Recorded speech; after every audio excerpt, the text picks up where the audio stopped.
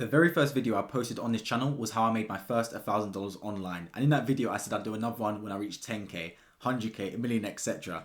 To be honest, I've already passed 100K, but I never even made the 10K video. So here we are. How I made my first $10,000 online, the complete story. So anyone watching can get some inspiration in case they haven't made their first $10,000 online yet, or they are just interested. So the story starts back when I was in university in my second year, studying engineering at Imperial College London, and being like, what the hell is this? Like, I'm studying engineering because I got through school, did very well in my grades.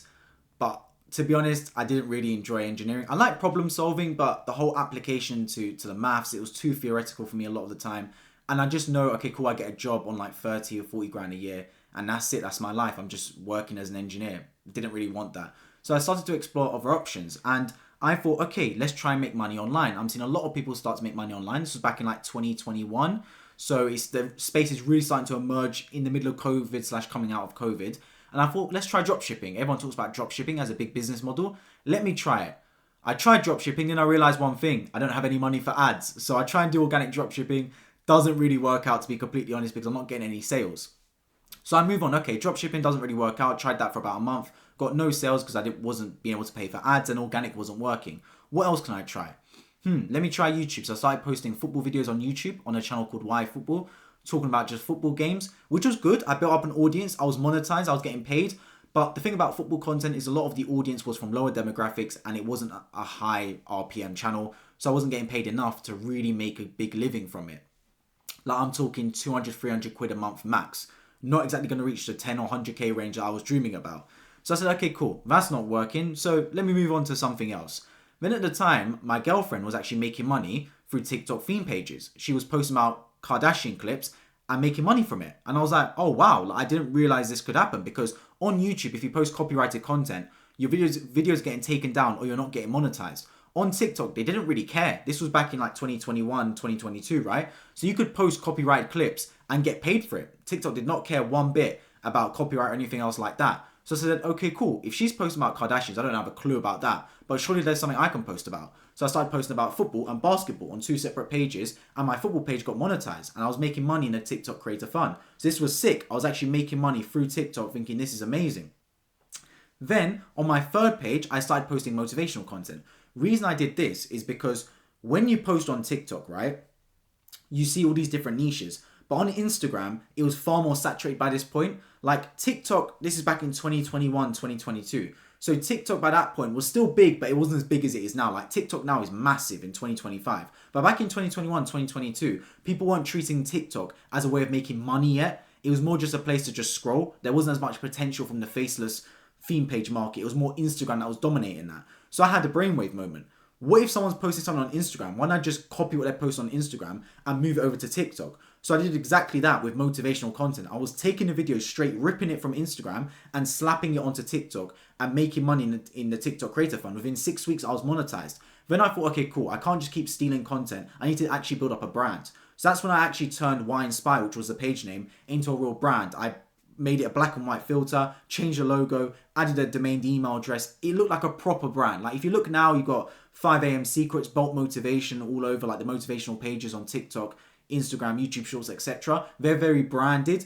I did that. Now, I was one of the first people in the space to do. I'm not going to say I was the founder of it or anything like that, but I definitely inspired a lot of people. No two ways about it. Excuse the pun about why inspiring people, but you know what I mean. The point is, I decided to really brand my TikTok page, and that's when stuff really started. That's when things really started to take off, because suddenly I was not only making money in the Creator Fund, I had brands approaching me for paying me to post videos about them. So I was doing that a few times. I was getting affiliate sponsorships come in, and suddenly this side hustle, which took literally an hour a day, if that, probably less actually, because I was by month 2 or 3, I was outsourcing it to someone else to make the clips for me. So literally 10 minutes a day to just log in and post the videos. More time was spent on admin, actually responding to emails from brands, than actually posting and making content. But I was making a good $1,000-$2,000 every single month, which is not a lot of money, make no mistake about it. But as a student in university, making an extra $2,000 a month, that's like a full-time job for a lot of people, right? So I was living a life in uni. I was getting Uber Eats delivery every day. I was living good as a university student, making money on the side. So that's how I really started to make my first $1,000 and build on from there to get close to 10. And then what really happened, what really clicked for me, was a lot of people started asking me, Dennis, like, how are you doing this on TikTok? So I'd tell them, I'd show them. I don't gatekeep the stuff. I showed them, okay, cool, this is how I make the money through my TikTok theme pages. Then a brainwave moment here. I was like, hang on a minute.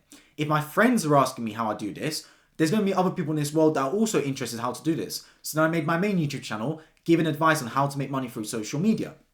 So I was showcasing at the start example videos, how I grew my TikTok pages, etc., etc., and getting views from that. And I got monetized on YouTube as well. I was getting paid for YouTube AdSense. So I was starting to get more money on the side as well. Then a real bad moment happened. My TikTok theme page got banned. It got taken down for community guidelines, I assume for copyright. I was posting basic clips straight from Instagram, copyright clips, getting paid in the TikTok Creator Fund. I knew it was going to happen eventually. I just didn't know how long it would take. And it happened about 7-8 months after I launched the page. So I lost everything. A month before I got banned, I got shadow banned as well. So all my videos were not hitting the For You page whatsoever. So my income stream basically went to zero from TikTok. So the $2,000-$3,000 I was getting every single month, straight down to zero, zilch, nothing in the bank.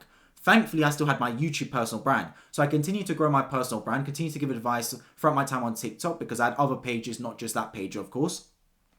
And as my YouTube continued to grow, I managed to get more affiliate partnerships from there. And I was showcasing different AI tools that I was using to create content, promoting in my videos, getting paid by the brands, and getting affiliate income like 20-30%. And before long, I hit 10K overall income by January 2024 and was hitting 10K a month by May, June 2024. So it was a really quick rise there.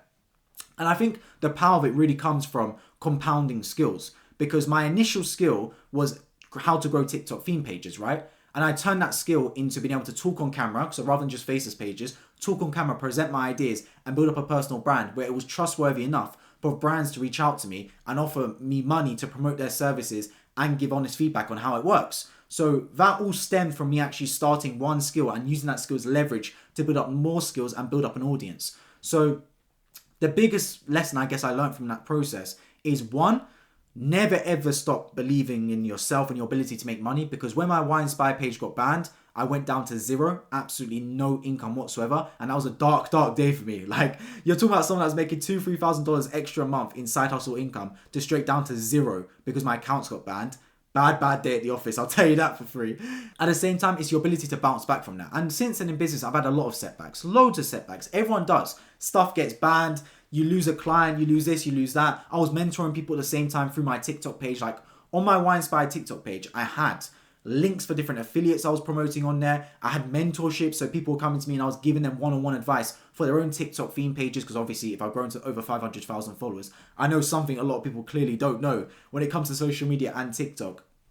So I was really using that as leverage, and then the power of branding as well, because when I applied that faceless branding to my own personal branding page, my own YouTube page, I thought, okay, cool. I know how to brand properly, how to position yourself as an authority in a niche to get paid for your services. Because when you work a job, your employer determines your pay rate. But when you work for yourself, especially in social media, you determine your own pay rate. You determine what value you have. It's not dictated on the time you commit. It's dictated on your value. You can charge $1,000, $2,000, etc. Like I charge over 4 figures for promos on my main channel now. Only, of course, if it fits. I've had crypto scam companies come to me. I've never promoted them, of course not. Only if I actually genuinely believe in the tool and its ability to help my audience, I will promote it. And I can make money on the side for the amount of effort I'm expending creating the videos. So no matter what position you're in, obviously this is my story. Everyone's got their own story. Always look at the options you have and never ever give up, because stuff will get dark. It's happened to me when I lost my accounts. But I always felt, what is the best position and what is the best player I can make in the current position I'm in? Because no matter where you are, there's always a best move you can make. It's like in chess, right? You could be down a queen, you could be down 2 rooks. There's always a best move you can make in your position. Unless next move is an inevitable checkmate, which does happen sometimes, a lot of times you can still make the best possible move. And that's what everyone should do. Remember, you're the only person that can make it happen, but you're also the only person that can mess it all up.